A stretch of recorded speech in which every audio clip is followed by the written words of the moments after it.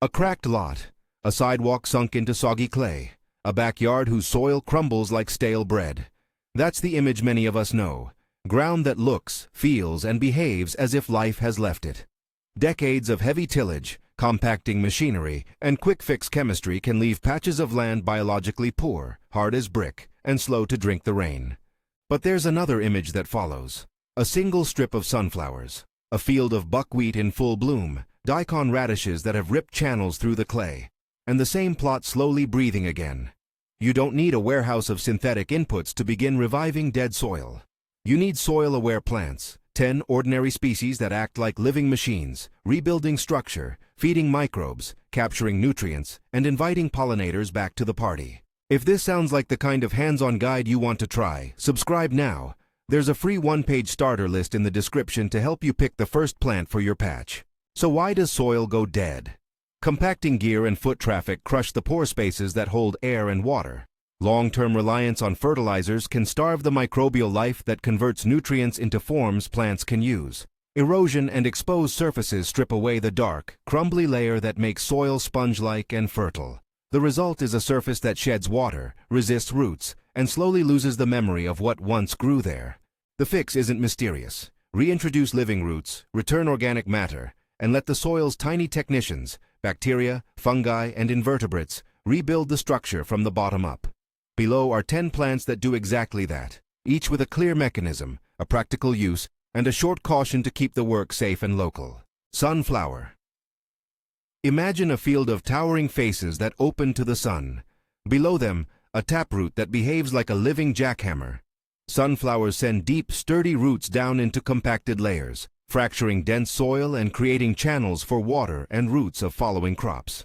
Historically, indigenous growers across North America cultivated sunflowers not only for seeds, but as strategic plants in rotation and yard-edge plantings, prized for their ability to draw pollinators and birds. Mechanism in one line. Deep taproots break up hardpan and create a cooler, moister microclimate beneath a tall canopy.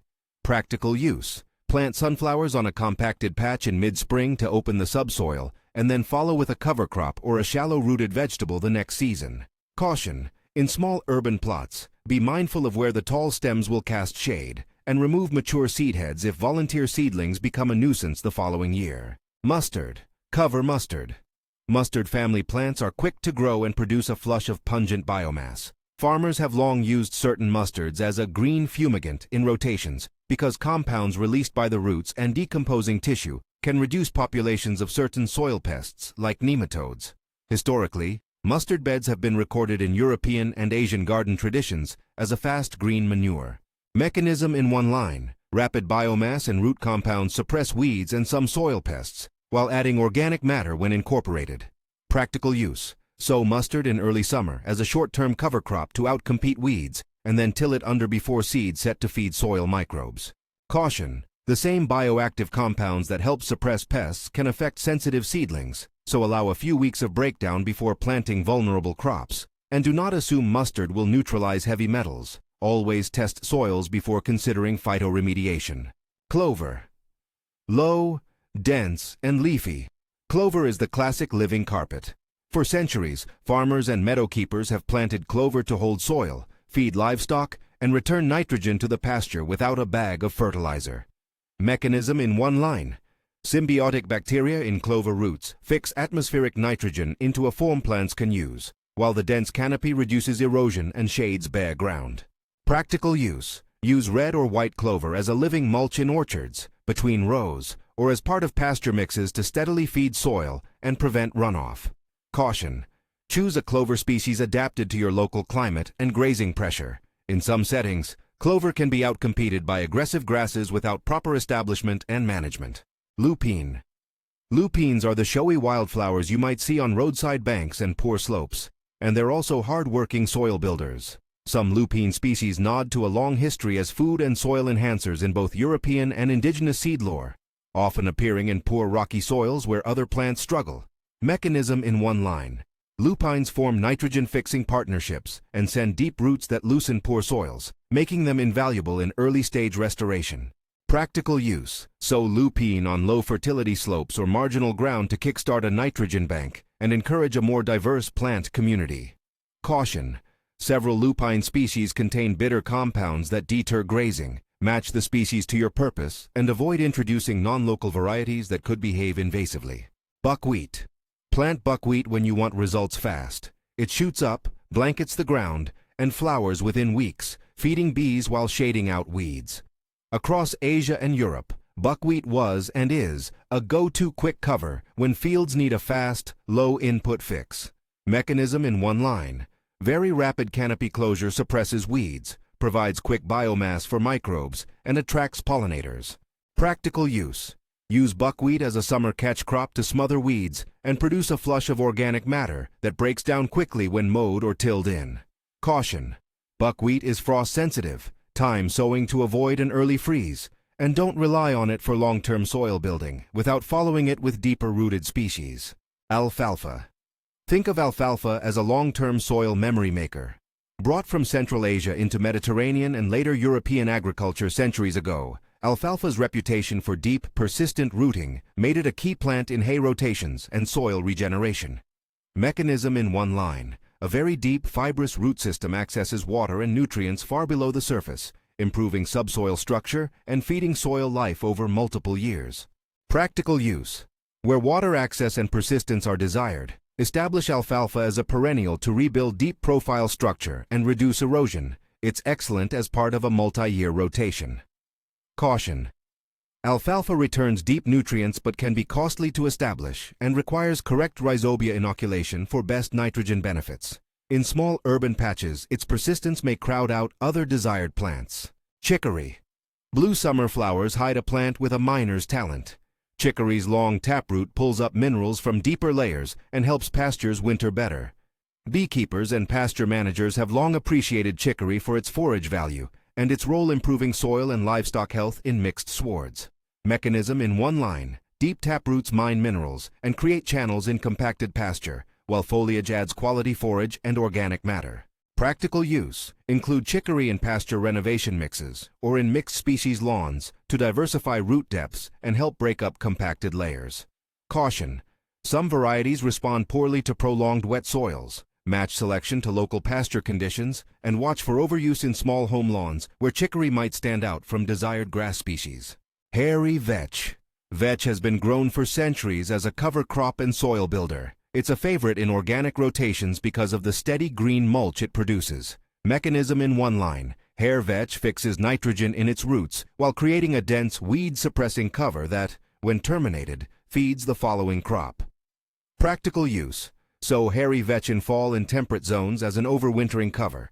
In spring, it can be rolled or mowed to create a thick mulch layer before planting. Caution. Hairy vetch can be persistent and may reseed. In some climates, it can entangle emerging seedlings, so plan termination timing to avoid smothering young crops and consider less aggressive vetch varieties where volunteer control is a concern. Daikon radish, forage radish. Picture a white carrot-shaped root burrowing straight down like a drill bit. That's daikon radish's special trick. Farmers and gardeners often call it a biodrill because it punches through compacted layers and leaves open channels behind. Mechanism in one line. Very deep, fleshy roots create pores and channels in tight soil, then collapse and decompose to leave pathways for air and water. Practical use. Sow daikon radish in late summer or early fall to relieve compacted beds before winter, then allow the roots to decompose or chop them up in spring to benefit the next crop. Caution. In very wet climates, daikon may rot before it accomplishes deep drilling. It's also not a fix for chemical contamination. For suspected pollution, test soil first. Comfrey. Comfrey has a near-mythic place in old gardens. Short-lived flowers above a colony of huge, mineral-rich leaves.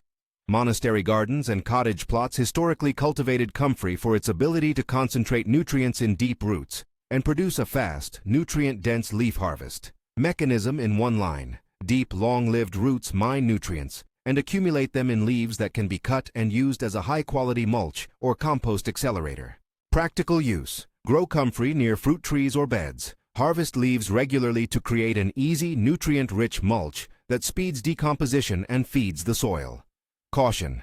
Some comfrey varieties spread vigorously and can be invasive in small gardens, Remove seed heads and manage spread, and avoid consuming comfrey leaves without proper guidance, because traditional uses include internal remedies that aren't suitable without expert advice. Each of these plants brings a different tool to the table. Sunflowers and daikon radishes mechanically open the soil. Alfalfa, lupine, clover, and vetch build nitrogen and add structural roots at multiple depths. Buckwheat and mustard add quick mass and weed suppression. Chicory and comfrey mine minerals and create long-term cycling. Together they map a strategy. Raid the compacted zones with deep rooters, feed the topsoil with rapid biomass, and then lock in gains with perennials and nitrogen fixers that keep the system humming. It helps to picture the underground as an engineered network. Deep taproots are like tunneling machines that create new conduits for rain and roots. Fibrous root mats are a sponge that holds water and binds soil. Root exudates, the sugars and acids roots leak, are signals that recruit bacteria and fungi, tiny laborers that make minerals available and glue soil crumbs into stable aggregates. When a plant like clover fixes nitrogen, it's not spraying fertilizer. It's creating a slow-release store of usable nitrogen right where subsequent plants can find it. When buckwheat grows and dies in weeks, it's turning sunlight and poor soil into a fast pulse of food for microbes, which accelerates organic matter buildup. Practical starter plans are simple and adaptable. If you have a tiny backyard patch that sheds water and supports little life, try a short sequence. Plant daikon radish or sunflowers in spring to open and lift the soil. Follow with a summer buckwheat cover to smother weeds and feed microbes. Then overseed with clover in fall to hold gains and provide nitrogen. For a larger fallow lot, a 2-year plan can include an early stand of mustard for quick biomass and weed control, followed by a perennial alfalfa or a mixed stand of clover and chicory to build long-term fertility and forage. To kickstart an urban pollinator corridor, mix tall sunflowers with edges of buckwheat and clover to give both vertical structure and continuous blooms while roots work below.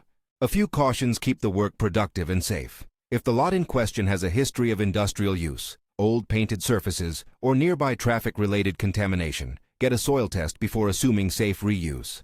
Plants can take up heavy metals and other toxins, while some species can concentrate contaminants for later removal. Phytoremediation is a specialist activity that requires testing, disposal plans for contaminated plant material, and sometimes professional oversight. Never eat vegetables, seeds, or honey from a site you suspect is contaminated without proper testing.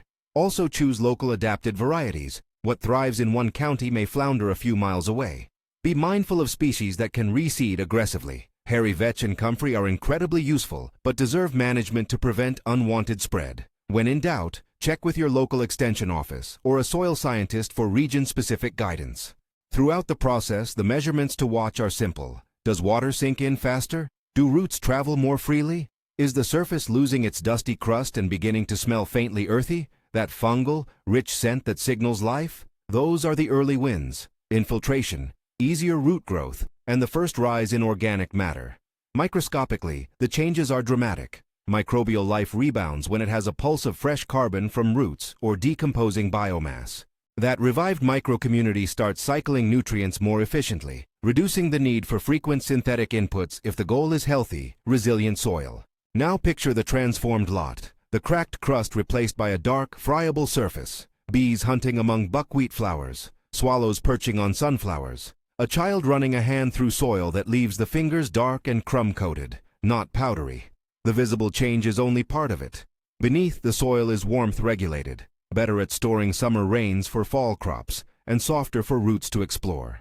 Erosion declines because living roots hold soil on slopes and in hollows. Over a few seasons, the added organic matter increases cation exchange, the soil's ability to hold nutrients, meaning less dependence on soluble fertilizers and steadier yields, though never with any absolute guarantee. If you're ready to begin, pick one plant from this list that matches your immediate goal and your season.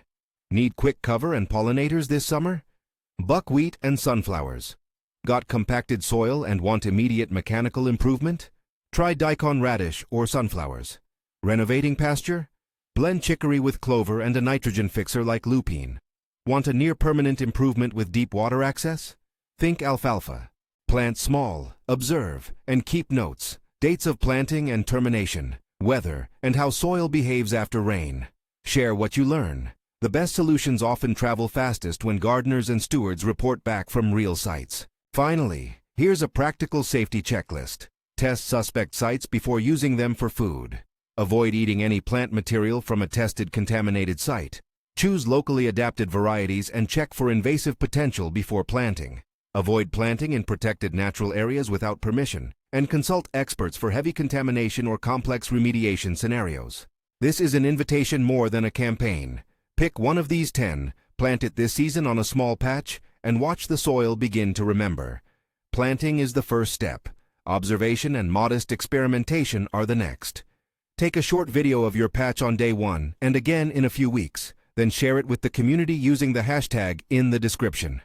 Tell us what you tried and what surprised you. Reviving dead soil is neither instant nor impossible. It's cumulative, local, and mostly low cost. These 10 plants work with the slow genius of the living earth to open compacted layers, feed microbes, hold water, and invite wildlife back. Try 1. Document the change. Share the story, and help a lot that looks dead become a lot that remembers how to be alive.